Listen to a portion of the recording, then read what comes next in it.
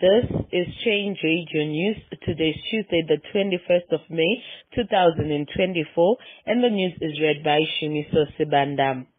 Stories are making the headlines.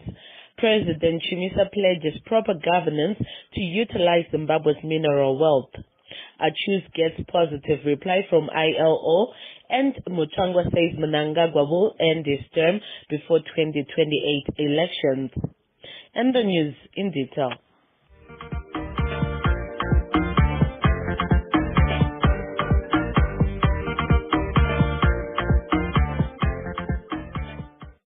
The People's President, Advocate Nelson Chamisa, has expressed his dismay that Zimbabwe, despite its rich mineral resources, is viewed as a global joke due to its underdevelopment and widespread poverty.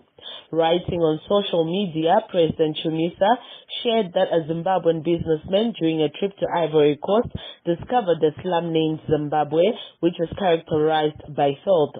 The tour guide explained that the name of the slum symbolized chaos and disorganization. President Chamisa attributed this negative perception to broken politics and rigged elections. He promised that his government would change this image through proper governance and by utilizing the country's mineral resources to restore Zimbabwe's pride and prosperity. Let's get a reaction from one of our Change Radio listeners. Ndinobvumirana nomuono wavachamisa. Tikatarisa zvicherwa zviri munyika yedu yeZimbabwe, zvakawanda zvakanyanya zvokuti zvinokwanisa kuvandudza nyika yeZimbabwe kusvika pachimiro chinodadisa. Asi nekuda kwevanhu vanoba nekutadza kutungamirira zvakanaka, ndo zvapoti nyika yedu isvike pakuita mamvemve sezvizvi. Kudai ikawana vatungamiriri vane chido chekuvandudza nyika ineyi, ingadzoka ikasvika pakuyevedza nokuyerera mukaka sezvaimbova makore akapfuura. Ndinowirirana nomuono wavachamisa. Kudai tikawana vatungamiriri vane pfungwa dzakaita sedzavo nemuono wakaita sewavo, tinovimba nyika ino yezoyevedza kune munhu wese. Tatende. The International Labour Organization has replied the Amalgamated Rural Teachers Union's request for intervention into their ongoing labour dispute with the Zimbabwean government, which includes pay and the right to freedom of association. In a letter sent by Change Radio, the ILO said they will start looking into the matter and requested more evidence from Achus. We spoke to Achus President Obed Masaraure to explain more on the contents of the letter and the way forward. Glad that the International Labour Organization has initiated a process of working on our complaints. So far, we are going to be submitting further evidence on the issues that we raised, and we have a 1 month period, 1 month window to submit such evidence, and we are in the process of collecting the same to give more substance to our issues. But also more importantly, we are glad that they have already started the process of transmitting the complaint to the government of Zimbabwe. Looking forward that the government will be prepared to engage so that we can find a solution to these issues. We don't want to keep on complaining. We don't want to keep on complaining about human rights abuses in Zimbabwe. A solution needs to be found, and we are pleased that the ILO is playing its role in trying to facilitate dialogue between government as an employer and the employees from our side.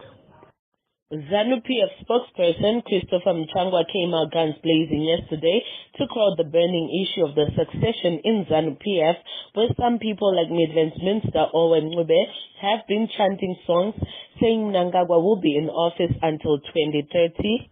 Muchangwa said that succession is not on the party's agenda and insisted Mnangagwa will serve his last term, which expires in 2028. Muchango made this comment after the party was forced to show its hand following a letter circulating on social media. Written on the party's letterhead saying the party was in turmoil because of Ncube's comments that Mr. Mnangagwa was about to break the country's constitution by extending his term in office. Meanwhile, Honorable Job Sikala issued a statement against Owen Ncube's slogan that said Pasina Sikala, meaning death to Sikala. Ncube made these comments over the weekend at the same time he was chanting for the extension of Mr. Mnangagwa's term in office. Let's hear Honorable Sikala speaking.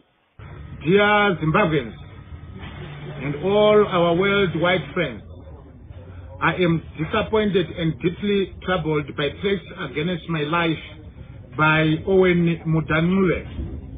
I want to condemn such a cowardly tactic aimed at silencing the voices of Zimbabwe's final liberation. These threats not only undermine the principles of democracy and freedom of expression, but also reveal the length to which some selfish individuals are against the people of Zimbabwe. It's quite unfortunate. Such utterances come at a time when all Zimbabweans are working hard to get Zimbabwe back to the Commonwealth. I urge all Zimbabweans, our development partners, diplomats and African Union, and the world as the whole, to condemn such careless utterances in the strongest words and action possible. I thank you. Yesterday, we reported 4 opposition members were arrested in Masvingo following the violence that occurred last Friday during a PVO amendment bill hearing in Masvingo. The 4 councillors, Ward 4 Bernard Muchokwa, Ward 4 Proportional Representative Councillor Esther Zishiri, and activist Jonah Wakura Warewa and Struggle Desire Nyahunda were released on bail and will appear in court from home. Let's get more details on the story from our Change Radio News reporter, Wejira Munya. President Nelson Chamisa's councillors, namely Councillor Bernard Muchokwa and Esther Zishiri, also President Nelson Chamisa's supporters, Mr. Jonah Wakura Warewa and Mr. Desire Struggle Nyahunda, have been released out of custody after they have been arrested by police yesterday on the allegation that they disrupted through violence and also through switching off of lights in the Charles Austin Theatre. The 4 accused persons are alleged to have caused confusion and pandemonium during the Public Voluntary Organizations Amendment Bill in Masvingo Urban. However, the 4 accused persons are denying the allegations, saying they are politically motivated.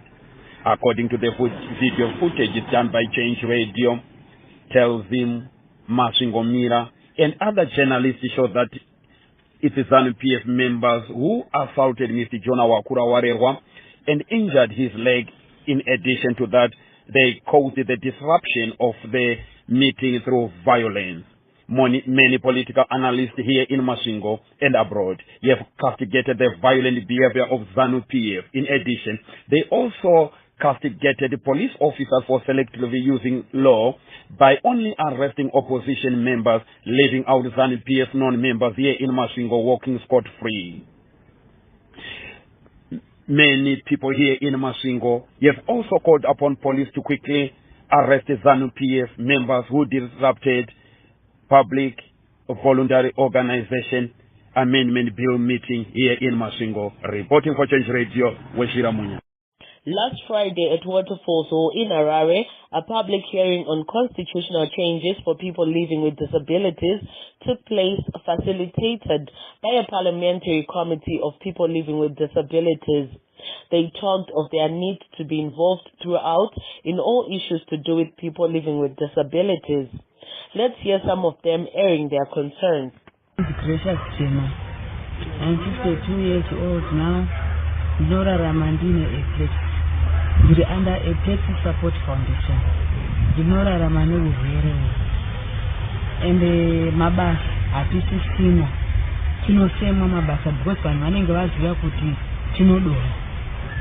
Kwese watinenda kana kudoro ngeza jodo bichitengese vamangu akutisema kuchikoro kumabhodhingi takadzingwa nekudonha iyo zvimavanga akazara isai zvimwe zvese makumbo zvese hazvina kutogadzirisa kuenda kuzvipatara mari hatisisina tichiende kuzvipatara kokumwe tinongonzi aiwa bhadharai bills to pay nekuti mari gavhmendi haisi kuita sei haisi kugona kutemirira zvakanyanya tichipinda kunyaya yekuti tiwane accommodation kuti tinyatsogarawo zvakanaka landlord aziva inini kuti ndo zvandiri zvinonzi anondipedzera kandi anozozadza vana vangu chirwere chainacho ichi taakusemwa futi.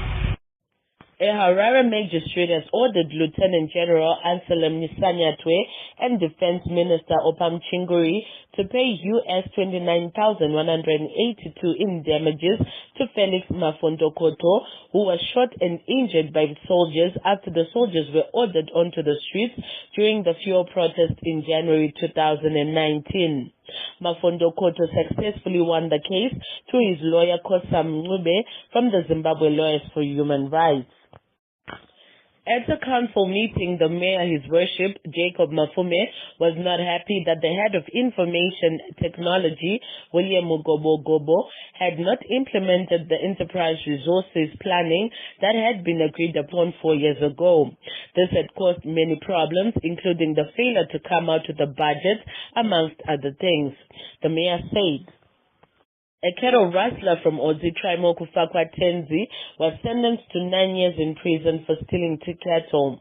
The theft occurred on December 21, 2023, when Kufakwa Tenzi took a black ox and a brown ox from Joseph Mataruka's cattle pen. He was arrested after villagers tracked his footprints and caught him 6 kilometers away with the stolen cattle. The National Prosecuting Authority of Zimbabwe confirmed the crime, which carries a mandatory 9-year sentence. 3 Zimbabweans were recently sentenced to a total of 51 years by a South African court for smuggling explosives into South Africa. The 3, Siyabonga Sibusiso Dube, Themba Chuma, and Thabo Mokele, were arrested in September 2022 at Beybridge border post after an off-duty officer noticed them behaving suspiciously, leading to a search being conducted and the subsequent discovery of the explosive devices and detonators. In Africa, in the Democratic Republic of Congo, an attempted coup against President Felix Tshisekedi was thwarted by the Defense and Security Forces, said DR Congo Army spokesperson Brigadier General Sylveni Ekenge on state-run broadcaster RTNC TV. Several suspects have been detained and links have been drawn with the former exiled politician Christian Malanga, who is believed to have caused this through the New Zaire movement. On the same note, the Southern African Development Community Secretariat has condemned this action in a statement issued on Monday, the 20th of May 2024, and appreciated the DRC Army for arresting the perpetrators and stopping it. DRC spokesperson Brigadier General Sylvain Kenge said the leader of the coup was killed and some 50 people were arrested, including 3 U.S. citizens. A woman was sentenced to 10 years in prison for killing her 2 children in May 2022 after feeling overwhelmed by her husband's continuous cheating and lack of support. Leslo Gonolo Mary Bokaba, 29, who lived with her husband in his parents' yard, decided on May 12, 2022 to end her marriage. On the day she planned to move out, she felt overwhelmed and decided to kill herself and her children to save them from the consequence of growing up without a mother. Bokaba was sentenced this week in the Pretoria High Court, and Change Radio advises everyone that seeking counseling, meditation and medication are always recommended to avoid these drastic actions. A K-pop music festival hosted by South Korea, dubbed Show Me Your K, to celebrate 30 years of diplomatic relations between South Korea and Zimbabwe, will be held on May 22, 2024 at the venue in Avondale. The showcase of cultural exchange will be at play and launch of future collaborations. This comes as South Korea aims to host the first ever Korea Summit, Africa Summit in Seoul this June. As the cholera crisis continues to spread across Zimbabwe, We at Change Radio encourage citizens to wash their hands with soap under running water, not to eat half-cooked meat, not to buy vegetables and fruits from street vendors, to always boil water before drinking, and to maintain good hygiene always. Finally, in sports, Zimbabwe's mixed martial arts fighter Themba Gorimbo won his third consecutive fight last Saturday. He beat American Ramiz Brahimaj by unanimous decision during the UFC welterweight match in Las Vegas. Gorimbo had to overcome a leg injury and the death of his coach's mother to win the match. Speaking after the victory, Gorimbo said he did not want to be a role model, but wanted to be an inspiration to those around him. He said, I'm not a role model. I don't like to claim that title because when you claim to be a role model, it means that you need to live a picture-perfect life. I make mistakes. I'm a very emotional guy, as you saw in the cage. I'm not a guy that is a role model. I'm just Themba Gorimbo. That's what I'm proud of, firstly. Make my mistakes when I sit at home, before sleeping on bed.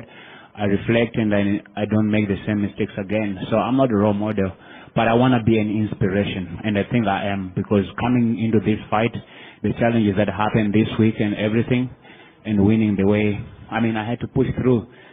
Probably have a broken foot, but I pushed through and I won. So I think my story is just adding up with these small things that happen, and I am an inspiration more than a role model.